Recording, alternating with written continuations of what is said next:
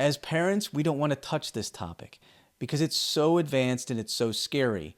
But I will tell you, the best approach is an individualized approach. Violence is scary, but for kids, it's absolutely terrifying.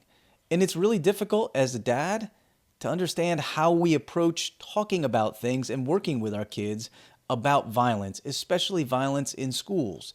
My wife and I, for years, have developed an approach on how we deal and work with our kids and talk to our kids about this particular topic, and I'm going to share that with you today. But before I dive into this conversation, I want you to know I'm not a licensed professional in this particular topic. If your child needs more assistance, they need a higher level of support, please reach out for help. It's not a sign of weakness, it's a sign of strength to understand that your child needs help in some way, and you as a father, you as a family are reaching out to find them assistance so that they can deal with these challenging topics. So the first thing I want to tell you is you need to understand the age of your child and their individual characteristics, specifically how their brain operates. So if you have a 5-year-old, they should not be consuming all the things that are out on the news, all the things that are in social media. They don't need to be exposed to everything. A kid's brain, and not just a kid's, anybody's brain, when there's too much stress, it goes into self-preservation mode where it wants to shut down, or it just doesn't function as well.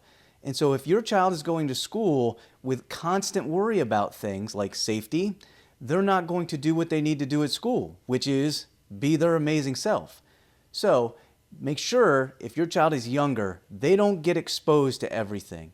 As your kids get a little bit older in elementary school, you might want to have some surface level conversations with them because I'll be honest with you, you know what you're sharing with your kids, but the other families may be sharing a whole lot more, and some of the kids may come to school and talk about it, which can scare kids if they don't know what's going on, which is understandable.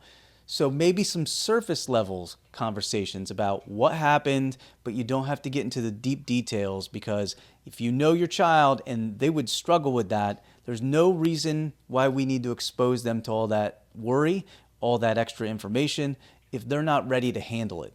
Then, when your child is ready for a deeper level of conversation, help them understand right now they're okay. And this isn't something that they need to worry about other than listen to the people who are in charge. I will throw in this one caveat though.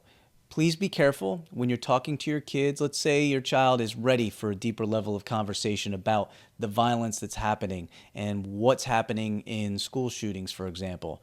Well, please make sure that they know they shouldn't just go and be sharing all kinds of details with other kids because there's other kids in their school who are not ready for that yet. And because every brain is different, if your child is ready, that doesn't mean your neighbor's child is ready. That doesn't mean their peers in their grade level are ready. So please be sensitive of that idea as well. Specific about when your child is at school, what they can do to help them maybe relieve some of the anxiety is they can put something soft, something helpful in their pocket as long as it's appropriate and allowable at school.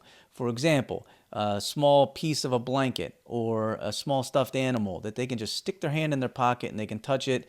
Sometimes that's helpful. Here's something my family just learned in the last couple weeks. If it's allowed, sour candy. Oddly enough, sour candy has this effect on the brain because of the jolt that kids get from the sourness. It actually causes your brain to stop thinking about things that you're worried about. This is super helpful. Now, not every school is going to say, hey, just pull out the sour candy whenever you've got it.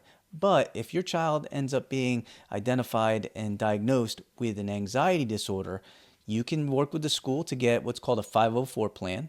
And in that 504 plan, you can have specialized accommodations for your child. And in that 504 plan, you can have things like having something, a fidget or something soft in their pocket, or being able to grab a small piece of candy that's sour to pop it in when they need it, when they're feeling overwhelmed.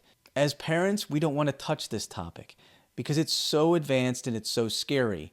But I will tell you, the best approach is an individualized approach. We have 3 kids.